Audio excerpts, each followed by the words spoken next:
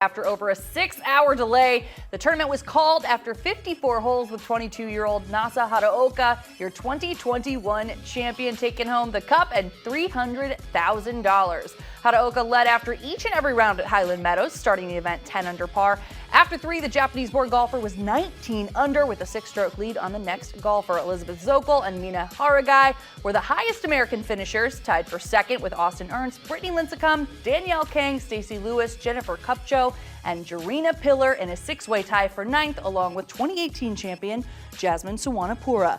Now, in just 49 days, the best female golfers from Europe and the U.S. returned to Northwest Ohio for the 2021 Solheim Cup at Inverness Club. We do have an update in the U.S. standings. Nelly Korda and 2020 Marathon LPGA Classic champion Danielle Kang have clinched their spots on Team USA. They'll also represent the U.S. in the Olympics later this month. Now, after her finish in the Shortened Marathon Classic, Austin Ernst jumped up to 4th ahead of Lexi Thompson and Jessica Korda, who finished tied for 50th at Highland Meadows. Toledo-born Stacey Lewis sneaks her way back on the list after tying for 9th. We have an extra special guest today on this evening's Solheim Cup Countdown here on Sports Nightly. We're joined by the one and only Mayor of Toledo, Mr. Wade Kapszukiewicz. Mayor, thank you so much for stopping by the studios to chat about the Solheim Cup today. No, I'm excited to be here, excited for Toledo. This is going to be the next couple weeks. The momentum's going to build, and I can't wait. I know it's been in the process for really about 5 years now. Can you believe that we're only just a few weeks out of the big event? Well, it is hard to believe, and it's a little frightening when you are viewing it from the standpoint of all the things that still have to happen in time for the event to come off without a hitch. But they'll get done. We're actually a little ahead of schedule on the things that are the city's responsibility. And I know the folks, Becky and her team with the Solheim Cup and everyone at Inverness, they'll be ready to put on a show for the entire world, because that's what this is. And yeah, so a little scary at how much we still have to do before it starts, but really more excitement than anything else, because we're gonna, I don't want to mix my sports metaphors, but we're ready to hit a grand slam, hit it out of the park, or hit a hole, maybe in this case, hit a hole in one. But we're gonna be ready, and a lot of excitement. What does having an event of this magnitude come to Toledo mean to the community? Well, it means a lot of things, and let me try to put it in separate categories. Just raw dollars and cents, what does it mean? It means about $32 million into our local economy, and that's nothing to sneeze at. That's a big deal, and we look forward to welcoming hundreds of thousands of visitors, tourists into our community, thousands of whom are going to be coming from overseas. Toledo doesn't have a lot of events where we can attract as many overseas tourists as this event will. So they're going to bring with them about $32 million of economic impact.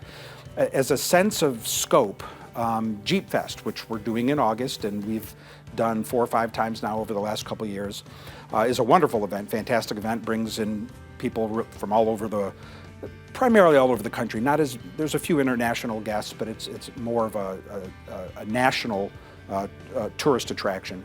That brings in about 70,000 people, which is fantastic. But just to help you understand what Solheim means, Solheim, it could be 2.5 to 3 times the amount of people, and by an order of 8 to 1 in terms of international guests. So there's a big dollar amount attached to what this means for our economy. It is quite literally the largest international event that has come to Toledo probably in 30 years, probably since the '93 PGA, also at Inverness. So for raw dollars and cents, this means a lot.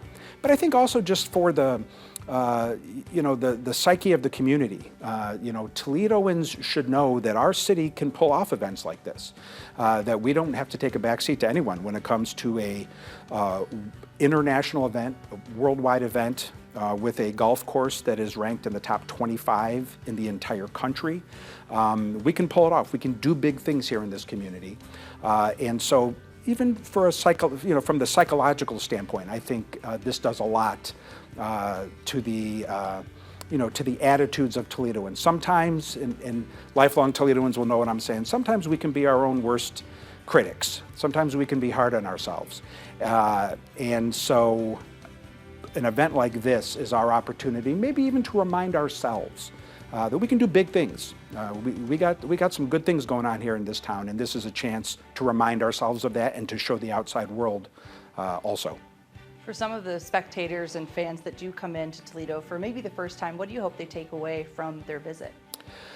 I hope they take away how first class everything here is in this city. I think they're going to see, I know they're going to see a first class, world class golf course. There's never been an issue with the course itself. Inverness is among the best tests of golf as exist anywhere on the planet, and that might sound like hyperbole, but it's not. It's real. The history in that course is it's second to none. This is where Jack Nicklaus golfed in his first U.S. Open, where Bobby Jones and Gene Sarazen golfed in their first U.S. Opens, where Harry Vardon golfed in his last.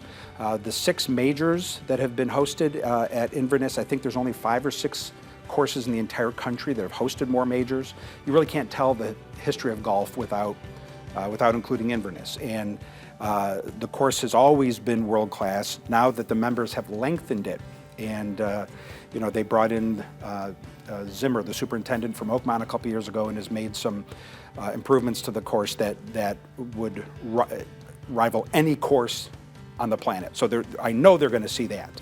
But beyond that, I want folks to understand that there is a Midwestern charm to a place like Toledo. There are friendly people here. Sometimes it's a stereotype, but there is a friendliness that maybe doesn't exist on the coasts. There is a quality of life here that you don't get elsewhere. We're a mid-sized town, but we have major league amenities. We've talked about Inverness. We also have, one of the best zoos in the entire country. 2016 USA Today ranked the Toledo Zoo #1 in the country. Our museum was just ranked as the 8th best collection in all of North America. So you have some world-class amenities in a wonderful mid-sized town where there is a charm and a cost of living that you just can't get anywhere else. So I want those visitors to appreciate that, to see Toledo in that way, and maybe they'll be looking at our city in a way they never have before, and then that really is the value of something like this, because it can breed future investment. It can breed more return visits and more conventions, and who knows, with regard to the course itself, I'm one who believes that Inverness has a U.S. Open in its future, and another major championship to add to the history. So, we do a good job here with the Solheim Cup. Who knows what it can mean for the future of our city. Well, Mayor Wade Kapszukiewicz, thanks so much for stopping by the studio today to talk a little bit about Solheim Cup. We're all counting down the days to Labor Day weekend.